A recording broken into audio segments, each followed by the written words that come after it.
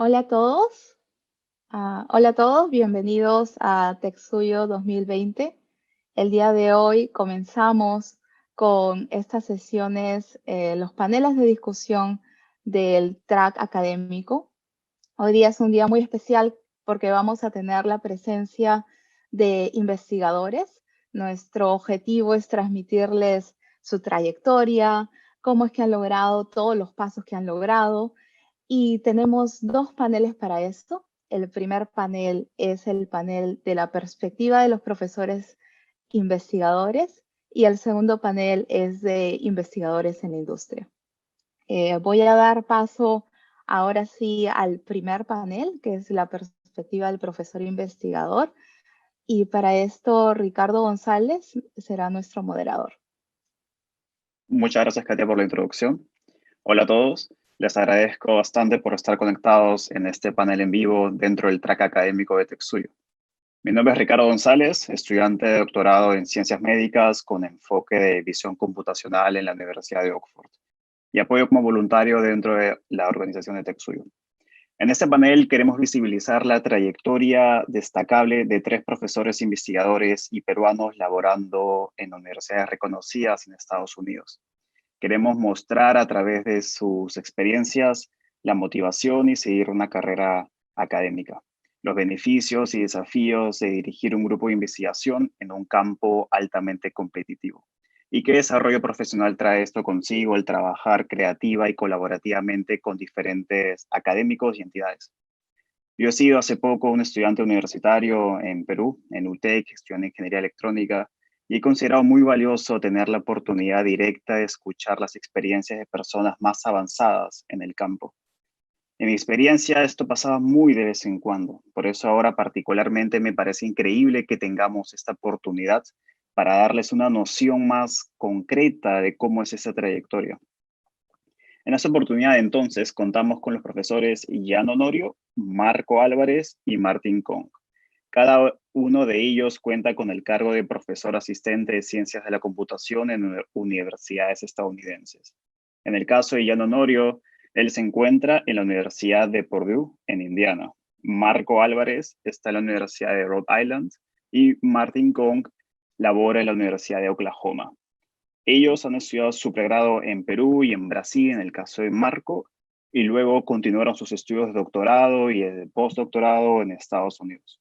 En verdad, es un honor contar con profesores peruanos de alto calibre laborando en ese país. Y bueno, al final de este panel tendremos una sesión de preguntas y respuestas, por lo que les invito a escribir sus preguntas, ya sea por la transmisión en Facebook o YouTube, y luego en la parte final buscaremos responderlas con este panel. Sin mayores preámbulos, le doy pase a cada panelista para que nos cuenten a profundidad su trayectoria académica, desde cómo comenzaron hasta qué investigaciones realizan y cuáles han sido estas decisiones que han marcado en sus vidas. Comenzaremos por Jan Honorio, luego Marco Álvarez y por último Martín Kong. Así que, Jan Honorio, adelante, por favor. Quiero hablar un poco de mi grupo de investigación. Lo que ven acá en la presentación es la foto de los que en este momento son mis alumnos. Realmente el primero es un estudiante que se acaba de graduar hace pocos meses, que está en Facebook. Luego tenemos a Kevin Bello, a Dash Barik y Shuyan Ke, pero trabajo con muchos más estudiantes, 17 más o menos más que ellos, pero los que son directamente mis alumnos son los que están acá en el slide. Y yo me dedico principalmente a lo que es Machine Learning Theory. Voy a hablar un poquito solo sobre mí y tal vez dar algunos consejos. Yo he tenido un PhD en Stony Brook, luego hice un postdoc en MIT con Tommy Yakola. Como me dedico a probar teoremas, tengo una cosa que se llama número Erdos, que son cuántos grados de separación tienes del matemático Paul Erdos, en mi caso es 3. Como ya se dijo, soy profesor asistente en Purdue, mis proyectos son financiados por National Science Foundation y como servicio soy revisor y parte del editorial board de diversas conferencias y journals del campo. En mi trabajo, en mi grupo de investigación, lo que tomamos en cuenta es que muchos problemas en Machine Learning son problemas de optimización combinatoria. Y esto quiere decir que tienen valores discretos y estos son complicados de resolver en la computadora. Y he puesto ahí una lista de problemas como redes bayesianas, etcétera. Y lo que hacemos nosotros es proponer algoritmos de optimización continua, por lo cual tenemos que relajar y pasar del mundo discreto al mundo continuo.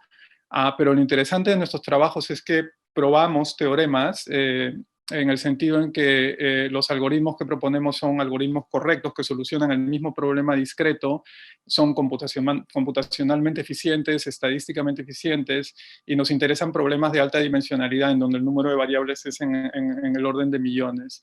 Y obviamente después de todo esto publicamos en conferencias de primer nivel en mi campo.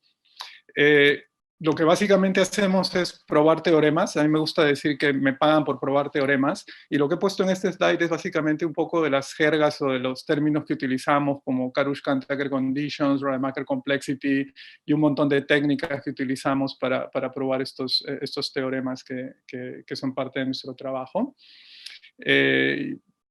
Para mí, para mi grupo es muy divertido y estos teoremas son de bastante importancia porque tienen una relevancia en la práctica también.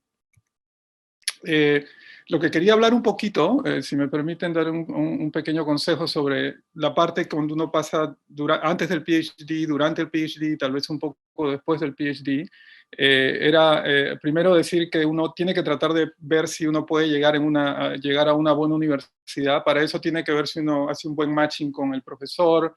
Para eso uno tiene que ver los US News Ranking para saber cómo compara una universidad con la otra.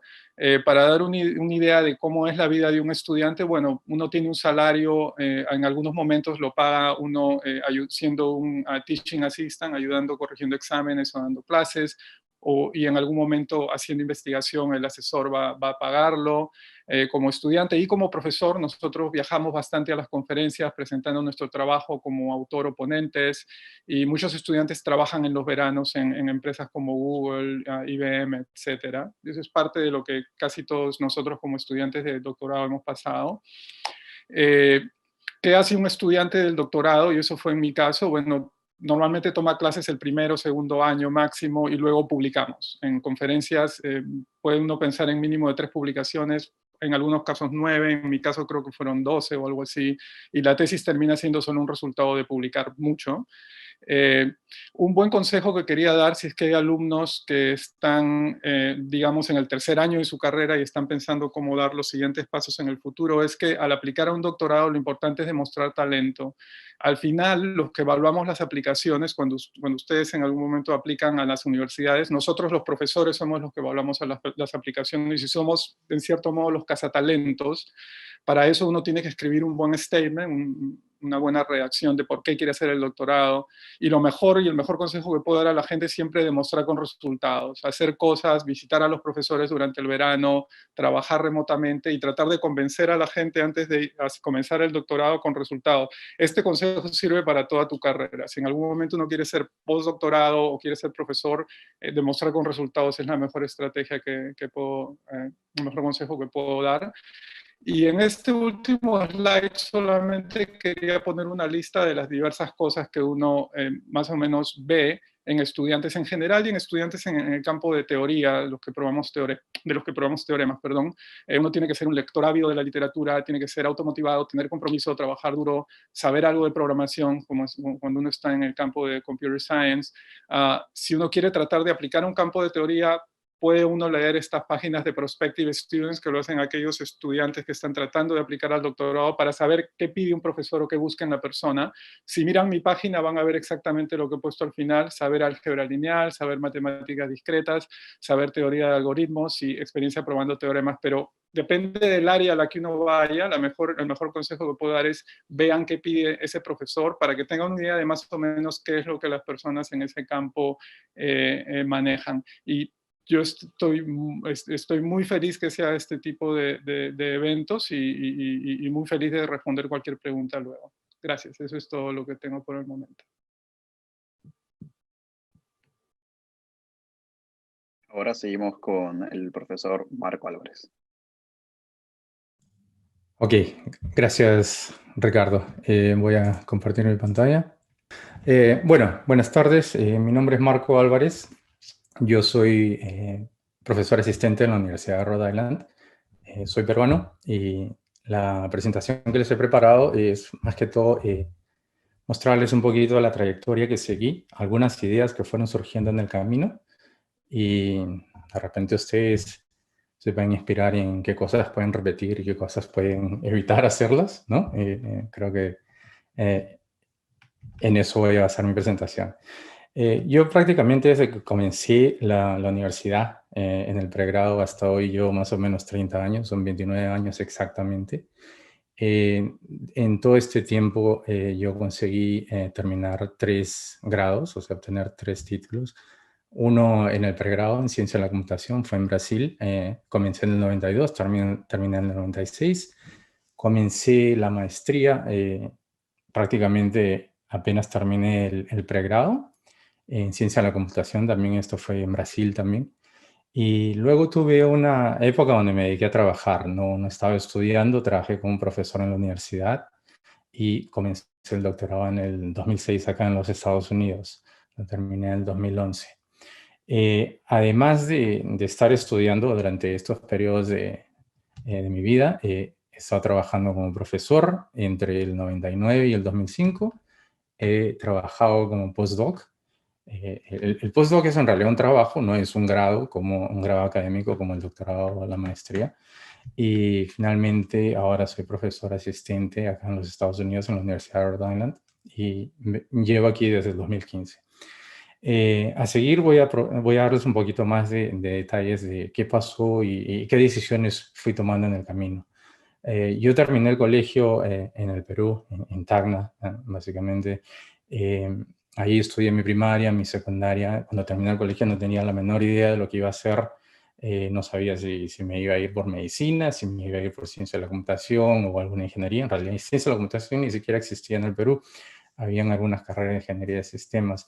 Pero cuando terminé el colegio, por motivos familiares, nos fuimos a Brasil. En Brasil es donde yo entro a la Universidad Federal de Mato Grosso do Sul. Básicamente queda en el centro del país, el centro sur más o menos, en la ciudad de Campo Grande. Allí estuve por prácticamente 5 años y bueno, eh, lo que fue el pregrado para mí fue lo que debe ser el pregrado para la mayoría de ustedes. El foco es en estudiar cursos. Participé de 2 pasantías en empresas que fueron muy interesantes para... yo no sabía realmente qué quería hacer, yo no sabía si iba a seguir una carrera académica, si iba a ser un investigador, si iba a ser un profesor, no tenía la menor idea. Entonces, yo hacía pasantías en empresas, me dediqué a hacer un montón de freelance projects, sistemitas de bases de datos para farmacias, para tiendas, etcétera, que me daban un poquito de dinero. Y tuve una pequeña experiencia con investigación con un profesor que había llegado a los Estados Unidos y me embarqué en uno de esos proyectos de computación gráfica gratis, ¿ya? Entonces, ahí mi cabeza comenzó a cambiar porque eso realmente comenzó a decirme, bueno, hay cosas interesantes, ¿no? O sea, hacer sistemas para mí era demasiado fácil, entonces no me llamaba mucho la atención y como que era aburrido. Pero este proyecto como que me estaba dando una otra perspectiva hacia qué es lo que podía venir más adelante, ¿no? Y casi al final del pregrado llegó un otro profesor que no era de la universidad, venía de la Universidad de San Paulo y dio una charla, nos dio una charla de 1 hora y él estaba presentando exactamente redes neuronales que hoy en día están por todo lado. Esto fue en el 95, creo, fue entre el 94 y el 95. Bueno, y me llamó muchísimo la atención. O sea, la idea de que podamos desarrollar un sistema computacional que está basado en cómo funcionan las neuronas en el cerebro fue algo que realmente me transportó a otro nivel. Y yo dije, ¿cómo hago para ser como él? ¿No? Fue algo que realmente me inspiró. Y luego de ahí, a partir de ahí, me fui a la Universidad de San Paulo y exactamente para trabajar con ese profesor que había dado la charla, ¿ya? Ahí estuve un poquito más de 2 años. En la maestría, que es lo que yo hice en la Universidad de San Paulo, bueno, hubieron menos cursos, ¿no? Ya 2 cursos por semestre, qué sé yo. Y ahí sí yo tuve una experiencia real con investigación. todos los estudios fueron pagados por una bolsa que me dieron, una beca que recibió el gobierno brasilero. Y bueno, me gustó bastante. Publiqué 1 o 2 papers, yo creo. Y al mismo tiempo fui como monitor, como un asistente en las clases de otros profesores, donde yo les ayudaba a enseñar, por ejemplo, en los laboratorios, en 2 cursos. Entonces, el tema de investigar, por un lado, estaba muy bien cubierto, pero por otro lado, me comenzaba a interesar, me comenzaba a gustar el hecho de poder enseñar, ¿ya? Esa fue la primera experiencia que tuve dentro de una sala de aula. Y casi al terminar la maestría, hay un foquito ahí que dice, como que un momento llave, un momento clave, me llaman desde Campo Grande y me invitan a ser profesor en una universidad privada, que es la Universidad Católica Don Bosco. Yo no sabía realmente si la aceptaba o no, si me iba a un doctorado o me iba a trabajar. A las finales decidí aceptando la oferta. Me gustaba mucho enseñar y fue lo que hice. Entonces yo no seguí el camino natural que mucha gente sigue, llevar un pregrado, maestría, doctorado. Me fui a Campo Grande. Ahí en el mapa de abajo se ve la bolita más o menos donde estoy en el mundo. Y fui a trabajar en la Universidad Católica Don Bosco. Las ventajas de haber trabajado allá fueron cruciales, porque al enseñar, y ahí me quedé más o menos 6 años, al enseñar yo pude obtener un conocimiento mucho más profundo en diversas áreas de ciencia de la computación. Uno para poder enseñar tiene que saber mucho más de lo que yo había estudiado en la maestría o en el pregrado. Y eso me dio realmente una mochila bien grande de conocimientos que la tengo hasta ahora. Luego, en los últimos años, en los últimos 3, 4 años en la universidad, me nombraron como director de la escuela. No era una escuela en realidad, era un programa de ingeniería de computación y yo era como el director académico, una cosa así. Entonces tuve esa experiencia administrativa también. Un momento clave en toda esa época, porque hasta el momento yo no tenía pensado que iba a llegar a Europa, no tenía pensado que iba a llegar a Estados Unidos, no tenía pensado que iba a salir de Brasil, mi vida era quedarme allá. Llegamos a contratar a un colega que venía de Italia con un doctorado de Italia y que había trabajado bastante en Estados Unidos. Y a través de conversaciones y contándome toda su experiencia y cómo es la vida por acá y por allá, me puse en la cabeza que yo quería seguir ese camino. Me vine a Estados Unidos en el 2006. Comencé un doctorado en la Universidad del Estado de Utah. Los cursos para mí fueron fáciles debido a la experiencia que tuve enseñando. Conseguí en el doctorado, lo que uno hace es ganar profundidad en algún asunto, y en este caso fue Machine Learning para mí, y fue la oportunidad que yo tuve para publicar un montón de papers, no me acuerdo cuántos fueron, pero con seguridad más de 6, 7. Tuve algunos problemas porque todos de los profesores que eran mis orientadores acabaron saliendo del departamento y son cosas que eventualmente pueden ocurrirle a cualquiera. Entonces, en el doctorado tuve que manejarme para poder trabajar con otro profesor y poder continuar con la misma dentro del mismo tema, ¿no? Luego, al final, momentos clave dentro de mi doctorado, tuve la oportunidad de ir a Google para hacer un internship y ahí pude ver de qué se trata la investigación en la industria, porque llegué como un practicante de doctorado y tuve la oportunidad de conocer a alguien que realmente me cambió la forma de ver las cosas en uno de los eventos que participé, el profesor Cavazos, que fue quien me invitó a hacer un doctorado. ¿Ya? En el doctorado estuve 3 años. Realmente fue una experiencia increíble porque me dediqué a hacer investigación, me dediqué a hacer mentoring de estudiantes, tuve la oportunidad de enseñar, aprendí cómo escribir propuestas para poder obtener fondos para la investigación, viajé un montón, hice networking con un montón de gente y el profesor Cavazos tenía en mente crear una empresa y yo estuve, que era parte de nuestra investigación, estuve haciendo parte de ese proceso, ¿no? Entonces, como que tuve una visión global realmente del mundo académico en diversos aspectos. Eso fue bastante interesante para mí. Y Finalmente, llego a la Universidad de Rhode Island, donde estoy ya más o menos 5 años. Desarrollamos investigación, mentoring de estudiantes, un profesor enseña, un profesor trabaja con servicio o llegar a ciertas poblaciones para atraerlas al campo de la computación. Y fue el momento en que ahora sí yo me doy cuenta realmente esto es lo que quería. Bueno, mi presentación es esta. Simplemente quería mostrarles todo el camino y estaría a gusto respondiendo las preguntas después. Muchas gracias. Muchas gracias, Marco, por darnos tu presentación, al igual que Jan. Ahora damos pase al profesor Martin Kong. Bueno, buenas tardes o buenas noches con todos. Mi nombre es Martin Kong. Soy profesor auxiliar o assistant professor en la Universidad de Oklahoma. Quería darles mi versión de cómo ha evolucionado mi vida en los últimos 10 años. Para empezar, bueno, yo terminé mi secundaria en el Colegio Jorge Polar, es un colegio de empleo libre en Lima. Luego hice mi pregrado y mi bachiller en ciencias e ingeniería informática en la PUC.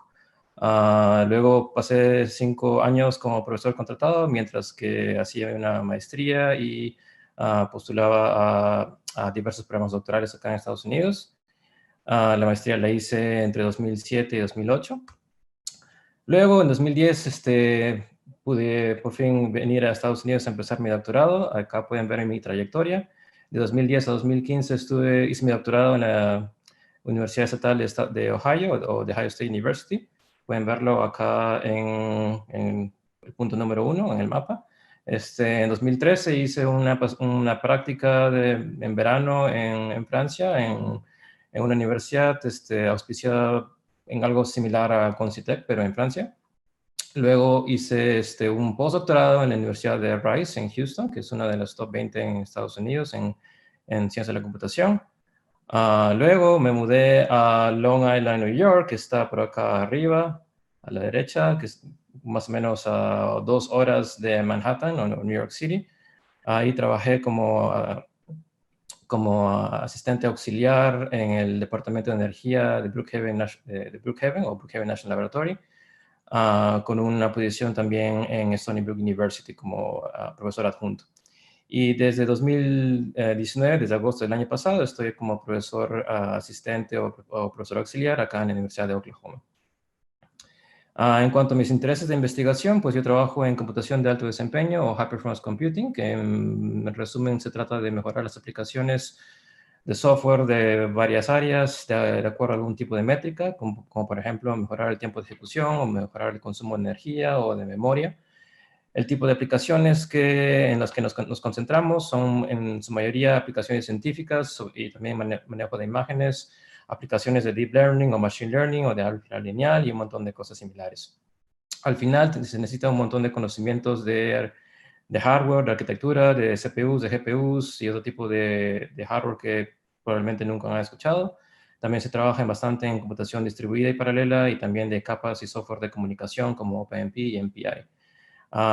Mi doctorado y mi investigación también tienen que ver con lenguajes de programación y compiladores, que básicamente se trata de generar código óptimo para diferentes arquitecturas en base a diferentes aplicaciones.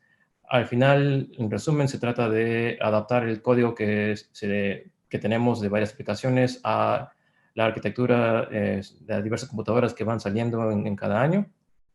Otra área de investigación en la que estoy muy activo es compilación poliédrica o polyar compilation, que es una gran mezcla entre álgebra lineal, investigación de operaciones, teoría de grafos, teoría de conjuntos y un montón de cosas más. En resumen, se trata de optimizar código como el que ven acá arriba y manipularlo como si fueran conjuntos o matrices. Y analizarlo con técnicas de investigación de operaciones. Para darles una idea de cuál es mi día a día hoy en día, yo estoy un poquito más atrás, una época más temprana en cuanto a mi carrera en comparación a Jan y a Marco, considerando que yo empecé este puesto el año pasado apenas. Paso más o menos 25% del tiempo dictando. Eso se va a incrementar al 50% eventualmente. Hoy en día invierto 75% de mi tiempo investigando, eso va a declinar a 50% cuando tenga ya suficientes alumnos. Paso bastante tiempo escribiendo, pensando en ideas de investigación, escribiendo grants, buscando colaboraciones, y también una parte de mi tiempo se va dedicado a servicio en general.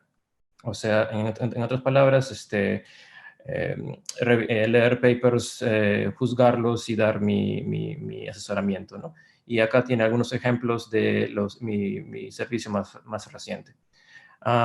Antes de eso, también quiero darles una pequeña idea de cuál fue mi experiencia en postdoctoral, pero en cuanto en el Laboratorio Nacional de Brookhaven y también en Rice University.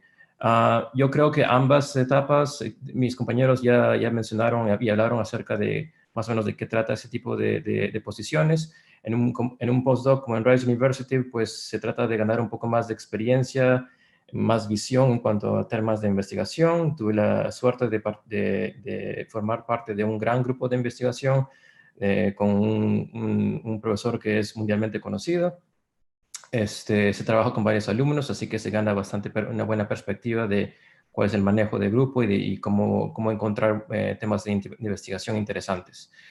En particular, mi etapa en Brookhaven National Laboratory fue bastante interesante porque creo que fue el lugar donde maduré más. Entendí realmente por qué tienen proyectos, cómo se desarrollan, cómo se tienen que planificar. Más que nada, todo lo que sucede tras bambalinas y lo que no es solamente investigación. Para contarles un poco sobre cómo vine acá a Estados Unidos, pues yo llegué en 2010, pero yo empecé a tratar de venir acá desde 2005. No tengo ningún problema en admitir que postulé 3 veces. Las primeras veces no fui aceptado a ningún lugar. Las primeras veces solamente postulé a 4 universidades cada vez y solo a las universidades top. Eso fue un grave error. En 2009 yo postulé a 10 universidades, fui aceptado en 4 y acá tengo unos cuantos puntos que creo que influyeron bastante en poder venir finalmente. Acá también estoy resumiendo el tipo de financiamiento que recibí en cada oferta de cada universidad. Yo creo que hacer una maestría en Perú o en cualquier otro lugar ayuda bastante a ser aceptado a los programas doctorales acá en Estados Unidos, en particular porque no tienen una buena idea de quién es un buen alumno viniendo de Perú en especial. Y considerando aún más nuestro criterio, nuestro nivel para poner notas, ¿no? En cuanto a mi PhD, bueno, creo que podemos hablar un poco más de eso. Y una pregunta interesante que quiero compartir con todos es cómo escogí mi área de investigación. Pues el nombre de compilación poliédrica, ahí no debería haber una H. Yo creo que sonaba interesante, Polyhedric Compilation. Prácticamente me enamoré de ese nombre. No sabía de la que se trataba, pero sonaba interesante y prácticamente me comprometí simplemente por eso. Además de que me di cuenta de que el conocimiento y mis habilidades no me iban a bastar para hacer una vida en cosas como gráficos o incluso deep learning. Pero bueno, eso es todo lo que quería compartir con ustedes y bueno, muchas gracias por escucharme, ¿no? Bueno, muchísimas gracias a cada profesor por relatarnos cómo llegaron a conseguir prácticamente el deseo de todo académico, el de dirigir un laboratorio de investigación. Resulta un desafío decidir prepararse y conseguir estar en un programa de doctorado en el extranjero y luego resulta hasta más complicado, más competitivo lidiar con todos los doctores en investigación de todo el mundo para laborar finalmente como profesor. Entonces, ahora poniéndose, digamos que en el lugar de los estudiantes universitarios del Perú, la próxima generación de nuestro país, ¿qué consejos darían ustedes para motivarse por optar por una carrera académica y cómo esta motivación ha sido plasmada en sus vidas? Bueno, yo puedo comenzar. ¿Qué me motivó a hacer un doctorado? Pues realmente, bueno, yo empecé como ingeniero informático. Creo que casi la mayoría de gente conectada debe tener una idea de cómo es esa carrera en Estados Unidos, digo, en Perú. Realmente yo me di cuenta que me empezaba a aburrir y pensé, pues, ¿qué más hay ahí afuera? Y afortunadamente tenía una familia que ya tenía experiencia en hacer estudios doctorales acá en Estados Unidos. No fue exactamente mi caso, pero por lo menos me podían dar una idea de qué esperar, ¿no? Entonces empecé a postular. Y ya ven, sí toma cierto esfuerzo el, encontrar los pasos adecuados para poder venir acá. Sí, añado un poco a eso. En mi caso, yo, mientras estaba haciendo el pregrado en Perú, en los últimos años estuve haciendo investigación en computación gráfica, inicialmente con un profesor en la Universidad de Lima, y luego me puse a investigar un poquito en compresión de imágenes con otro profesor de la Universidad Cayetano Heredia. Y ya en ese momento en el pregrado estaba leyendo papers, entonces sabía que quería algo más, que quería no solamente dedicarme a programar, pero también a probar teoremas o hacer algo más que ingeniería del software. Y luego apliqué y durante el doctorado, durante la maestría probablemente en Estados Unidos, una compañera me dio probablemente uno de los mejores consejos de mi vida, que fue el que tal vez me ha seguido toda mi carrera, que es que uno tiene que ser feliz mientras hace las cosas, no cuando logra realizar esas cosas. Y ahí me di cuenta que si yo era feliz probando teoremas, no me importaba si llegaba a ser profesor en algún momento o no. Y si lo ponemos en el ámbito de aprender a cocinar, por ejemplo, mientras a ti te guste cocinar y te dediques a eso, y eso es a lo que me refería en mi caso, comprobar, demostrar con resultados. Si a ti te gusta cocinar, te levantas, piensas en cocina, aprendes cosas nuevas, lees cosas nuevas, en algún momento vas a llegar, pero como resultado natural de que te levantas pensando en ello. Ya en algún momento en mi vida yo en cierto modo dejé de pensar en dónde a dónde iba a llegar o en qué lugar iba a ser postdoc o en qué lugar iba a ser, en qué lugar iba a ser profesor, pero creo que fue una cuestión más natural de dedicarme 100% a lo que me gustaba y dejar el resto, porque el futuro es muy incierto hasta cierto punto, y dejar que las cosas fluyan y que llegue yo ya donde sea y que me guste simplemente las cosas en el momento. Por ejemplo, los tres hemos hablado de cosas como que publicamos, pero es muy bonito, es una línea en el currículum, un PDF en nuestra página web, pero eso toma muchos meses o muchos años de esfuerzo. Si uno no es feliz durante todos esos meses o años antes de que el paper salga a publicación, puede tener una vida muy miserable. Entonces a uno le tiene que gustar mucho lo que hace y creo yo, es natural y creo que el resto va tal vez estar de acuerdo que es como una cuestión natural que sale, llamémosle éxito o donde hayamos llegado al final. Plenamente de acuerdo con Jan. Es básico que a uno le guste lo que está haciendo. En mi caso, durante todas las etapas de mi carrera académica, fui recibiendo señales de, de las actividades que hacía o de las personas que estaban a mi alrededor que me indicaban que había algo en la investigación que me gustaba, ¿no? Por ejemplo, cuando yo estaba en el pregrado, como le dije hace poco, yo experimenté de todo. Yo me fui a hacer prácticas a un banco para trabajar como digitador. Hice prácticas en una entidad del seguro en Brasil, donde diseñaba bases de datos y hacía sistemas de bases de datos. Me envolví con un profesor para hacer investigación en computación gráfica dentro de la universidad gratis. Entonces, yo tuve la oportunidad de ir experimentando diferentes aspectos de donde yo podría desarrollarme en el futuro. Y realmente el tema de la investigación, el tema de leer papers, el tema de publicarlos, el tema de estar en un laboratorio desarrollando, trabajando, fracasando y fracasando hasta que te sale algo, eso me llamaba muchísimo la atención.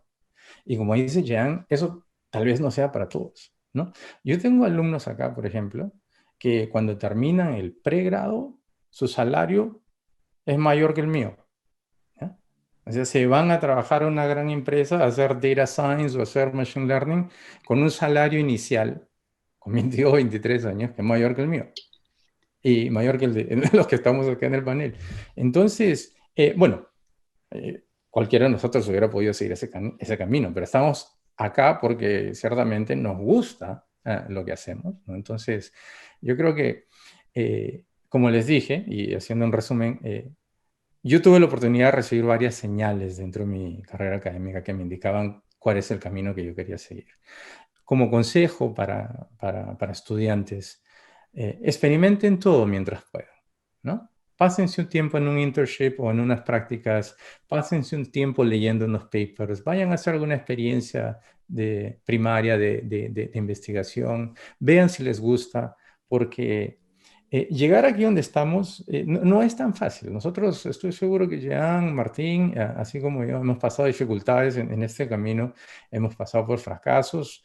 Hay veces en que las cosas no salen tan bien como esperamos y está todo el tema de que durante el doctorado uno vive con una beca y esas becas no son para nada comparables con un salario de una persona que esté trabajando en una empresa. Entonces, es un camino tortuoso, pero es fascinante. A quien le gusta, ¿no? Definitivamente, esa chispa de cualquier proyecto de investigación siempre es como la curiosidad, ese olfato insaciable de conocer, descubrir más la verdad y de alguna forma beneficiar directamente a la humanidad. Y ya cuando esta chispa, metafóricamente hablando, arranca estos motores en la investigación, después de pasar este largo proceso para llegar al profesorado, les quiero preguntar a ustedes cómo es que llega a ser el día a día de los profesores, cuál es el rol que tienen las universidades, si lo podrían especificar un poco más en esta parte.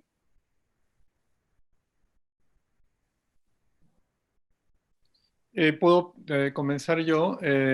Yo creo que Martín ha hecho un buen resumen en su presentación hasta cierto punto del día a día. Yo agregaría un poco de que los porcentajes, y eso estuvo muy bien dicho antes, el porcentaje de qué tanto uno le va dedicando a cada cosa va cambiando en el tiempo y probablemente al inicio 25%, luego 50%, y es bastante divertido. O sea, uno tiene un rol bastante amplio, como Martín estaba explicando antes, porque uno puede estar reuniéndose con otros profesores, reuniéndose con otros alumnos. En mi caso, por ejemplo, como me dedico a probar teoremas antes del COVID, con colegas o con otros alumnos, discutíamos pruebas de teoremas en la pizarra y borrábamos y comenzábamos de nuevo. Y dentro de todo eso el dictado, el tratar de conseguir dinero de instituciones para poder financiar las investigaciones, pero sobre todo tratar de mantener ese balance que también estaba diciendo Marco anteriormente, dentro de todo ese conjunto de actividades, tratar de siempre empujar la parte que nos gusta, ¿verdad? Y quiero recalcar algo que dijo Marco anteriormente, eso de probar varias cosas, aunque me estoy saltando en otra pregunta. Realmente eso es algo muy bueno. Si realmente uno está pensando si le gusta o no, traten 2 meses o 3 meses, ver si pueden dictar o no, traten si les gusta la investigación o no, y luego pueden darse cuenta. No a todos nos tiene que gustar lo mismo. Y esa es la forma como básicamente llegamos, y al final nuestra labor es una mezcla de todo, es una mezcla de dictar un poco, mezcla de investigar un poco, de crear nuevos problemas, de dar un poco de consejo a nuestros estudiantes, porque todos nuestros estudiantes de PhD, algunos van a hacer postdoc después, o algunos quieren ser profesores luego. Entonces, a medida que van pasando durante su doctorado, tenemos que intensificar esfuerzos y darles consejos más profundos, de ayudarlos a pasar al siguiente nivel, y ese tipo de cosas que yo creo que a todos nosotros nos gusta, ¿eh? Ayudar a otra persona que llegue a lo poco o mucho que hayamos llegado, porque más o menos uno va aprendiendo y trata de compartir ese conocimiento con los alumnos o con el resto. Gracias, Jan. Para complementar y dar una idea de cómo es el día a día, un laboratorio en una universidad, o sea, un grupo de investigación liderado por un profesor, es como una pequeña empresa. Es tu microempresa que la estás arrancando. Tú eres el CEO, tú eres no sé, el supervisor, tú eres el que va a sentarse a programar las cosas de código por 2, 3, 4, 5 años. Tienes que hacer marketing, tienes que hacer reclutamiento, encima tienes que ir a hacer no sé, un poco de trabajo social para convencer a gente que invierta en ti. Tienes que escribir tus propuestas básicamente para obtener dinero para financiar a tus alumnos. Tienes que hacerte más conocido simplemente por mandar tus presentaciones para dar charlas en diversos lugares. La cosa de servicio tampoco pasa en papel, es 5 o 10%, pero puede consumir un mes completo de trabajo, leer 20 papers y escribir los asesoramientos de esos papers. Entonces, un profesor auxiliar, alguien que está empezando como es mi caso, o quizás hasta hace unos pocos años para Jan o para Marco, tiene que hacer de todo. ¿Por qué? Porque nuestros alumnos están empezando, tenemos que educarlos, todavía no son autosuficientes, todavía no han aprendido de lo que se trata de hacer investigación, no tenemos la maquinaria completa andando, entonces tenemos que hacer un poco de todo, pero eventualmente, con mucho trabajo, pues seremos promovidos a profesores asociados y principales, y eventualmente podremos tener un postdoc o alguien más que se encargue de una parte significante del trabajo de investigación. Entonces, eventualmente un profesor bien establecido va a invertir más tiempo simplemente dictando o tomando más roles de líder o de quizás más de administración, en el que pasa más tiempo escribiendo propuestas que desarrollándolas, ¿no? Eventualmente es la parte del desarrollo de la propuesta, de la investigación en sí. Una vez que el dinero ya llega para financiar a los alumnos, eso ya tiene que ser hecho por los alumnos liderados por el profesor, ¿no? Sí, solo para complementar, yo creo que Martín y Jan han hecho un excelente trabajo ya en pasando una buena idea de cuál es el rol del profesor investigador. Básicamente son tres actividades: enseñar, investigar y prestar servicio, ¿no? Ahora, a lo que me gustaría hacer hincapié es que dependiendo de la universidad donde uno trabaje, la carga que va hacia esas tres categorías puede ser diferente, ¿no? Entonces, en la mayoría de universidades dedicadas a la investigación en Estados Unidos, por ejemplo, existe una carga que puede ser 50% o, qué sé yo, 40%, 40%, 20%, haciendo 40 investigación, 40 enseñar y 20% servicio, o puede ser 30, 30, 30, o cada universidad tiene su cultura, su estilo. Pero de manera general, acá en los Estados Unidos principalmente, y supongo que en Europa también, la investigación llega a tener una importancia tan igual como la enseñanza. Y en ciertos países, en Latinoamérica, en ciertas universidades, el profesor universitario solamente enseña. Y eso para mí es una gran diferencia, ¿no? Entonces, dependiendo del contexto y de la universidad, esas cargas pueden variar.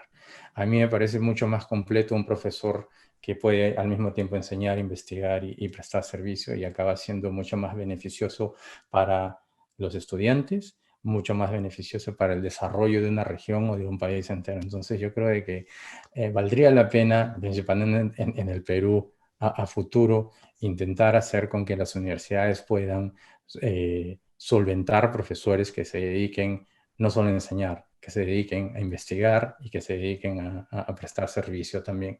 Y porque esto es un trabajo a tiempo completo.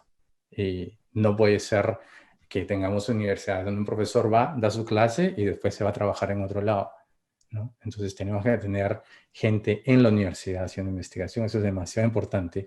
Y esos son los pilares que sustentan posgrados de calidad. O sea, si soñamos en tener un doctorado de calidad, tenemos que tener esos pilares primero. Y finalmente, no voy a dejar pasar la oportunidad de decirte que hay también ventajas de ser profesor investigador, ¿no? Por ejemplo, acá en los Estados Unidos, nosotros trabajamos 9 meses, ¿no? Tenemos 3 meses de vacaciones. Prácticamente en todas las universidades son así.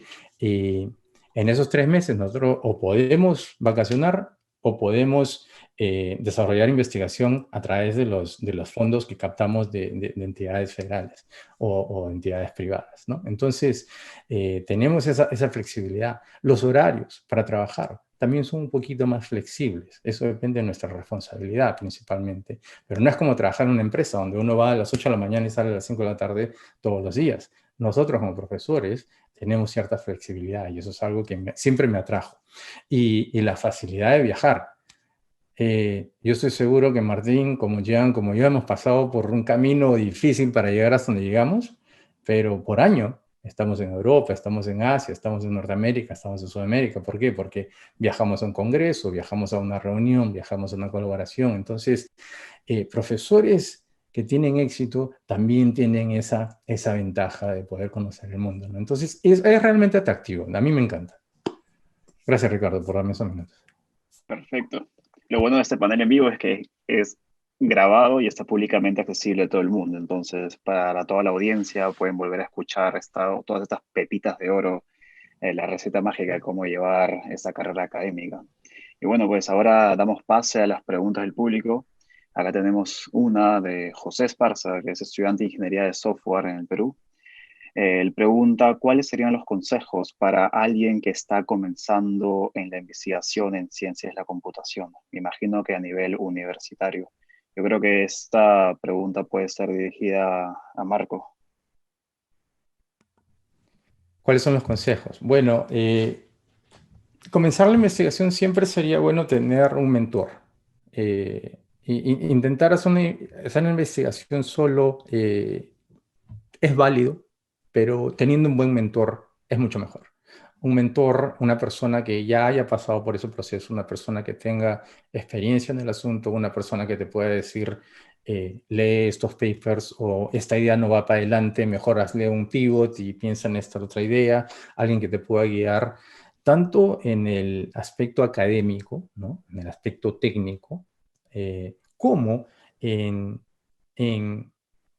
la vida en general, ¿no? Mentores siempre te dan una idea, te dicen, bueno, estás haciendo esta investigación, aquí está una oportunidad para que compitas a una beca que te puede llevar a Europa o que te puede llevar a Estados Unidos, y te dicen cómo te puedes preparar mejor, y a través de esas conversaciones o de los cafecitos que te tomas, vas aprendiendo cosas de la vida que son útiles, son ingredientes que te van haciendo mejor y mejor y mejor. Entonces, tener uno o más mentores, yo creo que es un elemento esencial dentro de la preparación. Y hoy en día que vivimos en un mundo globalizado, online, etcétera, los mentores no necesariamente son profesores de tu universidad. Yo creo que es posible acceder a mentores internacionales. Nosotros, por ejemplo, Ricardo está involucrado en REPUC. Creo que tiene esos objetivos de conectar investigadores como nosotros con estudiantes del Perú para que puedan tener esa experiencia de investigación por 1, 2, 3 meses. Y yo creo que la palabra clave para mí es tener un buen mentor, al menos uno. Perfecto, concuerdo bastante con eso. Aparte de Repo, también están los programas de Serendipity, CSI Mentores, así que también pueden buscar por las redes sociales que actualmente publican estos programas de outreach. Como una segunda pregunta dirigida para Jan Honorio, ¿qué adversidades inesperados conocieron al empezar sus programas de posgrado que hubieran querido saber en el comienzo? Sí, estoy pensando un poquito. Yo creo que cada uno de nosotros, creo en general, si hoy supiésemos si en el momento de comenzar el posgrado supiésemos lo que sabemos ahora, lo hubiésemos hecho mucho más fácil. Pero eso es obviamente tratar de pensar hacia el pasado, ¿verdad? Yo creo que hay ciertos consejos, y eso es lo que estamos tratando hasta cierto punto de decir. Por ejemplo, a mí me pasó algo, y lo comento, no voy a decir nombres. Yo cuando estuve haciendo mi maestría en una cierta universidad, estaba haciendo la maestría, estaba haciendo investigación y el profesor le estaba cayendo bien, o sea, estaba haciendo bien. Y en un momento le pedí una carta de recomendación y me dijo, mira, Jan, no te voy a escribir la carta porque si la escribo pondría algo muy malo. y lo que pasa es que se enteró que quería ir a otra universidad y parece que le ofendía que me vaya a otra universidad. Y este tipo de cosas existen en la academia. O sea, existen ciertos profesores que van a querer quedarse con un alumno y no darle la libertad de ir a otro lado. Lo bueno es que son las excepciones, pasa pocas veces. Y el sistema académico, después de cierto tiempo, trata de eliminar este tipo de personas. Eso es uno, o sea, saber que realmente hay personas que digamos, menos del 1%, probablemente no son tan éticas o quieren ayudar a las personas. Lo segundo es que es esfuerzo, es bastante esfuerzo que hay que poner, hay que leer bastante, hay que estudiar bastante. Yo diría que realmente no hay muchas, inclusive en mi caso, que les puedo contar esta historia de alguien que no me quiso dar una carta de recomendación, existen muy pocas cosas negativas que me vengan del posgrado. Y por eso es lo que trataba de decirles, traten de hacer algo que realmente les gusta, traten, como Marco estaba diciendo, probar varias cosas hasta que lleguen a lo que realmente les gusta, no vayan a trabajar con un profesor solamente porque el profesor es conocido. Traten de ver si el tema del profesor realmente es el tema que ustedes quieren hacer, porque si tratan de trabajar con un profesor solo porque es famoso, conocido, pero el tema no les gusta, van a ser miserables durante todo su posgrado. Traten de hacer algo porque realmente les gusta. No vayan a una universidad solamente porque tiene un buen ranking. Traten de realmente evaluar si el profesor con el que estarían en ese lugar sería un buen profesor. Y este consejo lo doy realmente no porque yo haya pasado por eso, sino que yo también he escuchado historias de compañeros del posgrado que eran miserables porque no seguían este tipo de principios. Habían escogido un profesor porque era famoso, en este caso particular, pero el profesor era famoso, pero ya era un profesor que tenía bastantes años dictando, entonces él no tenía mucha premura en publicar, no era muy activo publicando, entonces sí, llegó donde un profesor famoso, pero el profesor no le empujaba a publicar mucho, no le daba no le daba una buena mentoría. Nuevamente, fíjense en las cosas correctas. Antes de comenzar el doctorado, fíjense en las cosas correctas. No se dejen engañar por el ranking de la universidad, por qué tan famoso sea el profesor. Fíjense en lo importante, en si realmente el tema que van a hacer les gustaría. Prueben, como dijo Marco antes, prueben algo y si les gusta, pues busquen una persona que haga ese algo. Si es algo de teoría, si ustedes están convencidos de que quieren probar teoremas, entonces vengan con una persona como yo, porque yo me dedico a probar teoremas. Pero yo, por ejemplo, no aceptaría a un alumno que haga implementaciones de software, porque yo sé que hay gente que es mucho mejor que yo para dar mentoría en ese tipo de cosas, y el alumno sería miserable conmigo, simplemente porque no hay un tema de objetivos comunes. Entonces, esto de leer, lo que dije hace un rato, de leer las notas que ponemos los profesores, prospective students, leer los papers que los profesores tienen en su página y realmente ver qué está haciendo el profesor, qué tipo de investigación hace, eso les puede ayudar para eliminar casi al 0% todo este tipo de problemas que pueden ocurrir si no siguen estos principios. Perfecto, muchas gracias por la respuesta. Yo también considero bastante valioso el hecho de comunicarse con un alumno de posgrado que está dentro del grupo de investigación del profesor al cual ustedes quisieran aplicar, para que esas personas le puedan contar cuál es la experiencia, cuál es el ambiente al desarrollar un proyecto junto con el profesor. Porque al final el programa de doctorado va a tomar 5 o 6 años dependiendo del lugar, entonces uno sí debería elegir a un programa que le va a gustar en cualquier tipo de sentido, claramente minimizando el riesgo dentro de lo posible. Y bueno, para un poco cerrar esta ronda de preguntas, la última pregunta que sería dirigida para Martín, ¿cuál podrían decir que es una ventaja de los estudiantes peruanos o latinos al hacer un posgrado en Estados Unidos? Imagino que va para el lado de diversidad dentro de la academia. Me das la pregunta más difícil.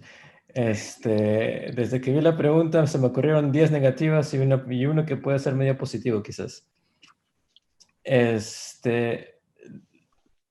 Yo diría que la ventaja es que el estilo de instrucción en las universidades peruanas, no puedo decir mucho de las demás de Latinoamérica, pero de las peruanas, nos acostumbran a llevar tantos cursos en un semestre, 4, 5, 6, hasta 7 u 8 he visto, que entre prácticas, laboratorios y exámenes, uno simplemente se acostumbra al ritmo de trabajo, y cuando vienen acá a Estados Unidos se dan cuenta que lo normal es llevar 3 cursos en un semestre, no 7 u 8. Entonces van a notar la diferencia en la carga académica, pero luego se van a preguntar qué hacer con el resto del tiempo. Yo diría que esa es la ventaja. ¿Alguno de los otros panelistas tendría algún comentario final para Si complementar me esa dejan pregunta? agregar algo. Claro. Sí, por lo menos en mi campo, al contrario a lo que mucha gente crea, la educación de pregrado de Perú es muy buena, comparado con una persona que pueda salir, por ejemplo, de un pregrado de Estados Unidos. Lo digo, es un poco sesgado lo que estoy diciendo. Por ejemplo, la educación matemática en cálculo, en álgebra lineal, etcétera, es muy buena en Perú. Y eso da cierta ventaja, por lo menos en campos, en campos teóricos, da cierta ventaja a los estudiantes latinoamericanos. Lo que pasa es que Perú no ha dado el siguiente paso de decir, ok, tengo buena gente que sabe bien matemática, ¿qué hago con eso? Bueno, pero como estrategia de uno siendo alumno podría venir a Estados Unidos o a Europa o a otras universidades en donde realmente se potencia ese conocimiento matemático en ciertos campos de investigación. Claro, claro. Yo personalmente también he experimentado el nivel de educación en Perú y contrastándolo con Estados Unidos o Europa. Y en Perú sí se pone un enfoque en el que te hacen aprender paso a paso toda la materia, todos estos detalles de cada curso a un mayor nivel de profundidad. Lo bueno de otros países, de otros lugares, es que es hacer una pasantía de investigación en laboratorios de investigación es mucho más accesible. Entonces, ellos pueden tener este conocimiento ya aplicado en proyectos. Pero entonces, si es que sabemos que esa es la realidad, nosotros como peruanos deberíamos también apuntar a hacer estos proyectos de investigación dentro de la medida posible, ya sea remotamente, ya sea por programas que existen o por alguna beca de unos gobiernos. Entonces, yo creo que las oportunidades pueden estar, pero siempre y cuando se busquen eh, fuertemente. Y bueno, muchas gracias nuevamente al público por su participación y al panel por su tiempo y por motivar a más estudiantes a seguir la carrera académica. Estoy seguro que sus palabras y ejemplo han resonado en la mente de muchos. Ahora ya solo para cerrar de forma sencilla y directa, yo espero que esta nueva generación de estudiantes, ahorita en nuestra audiencia, cambie el mundo en el futuro. Muchas gracias. Gracias, buenas noches. Gracias.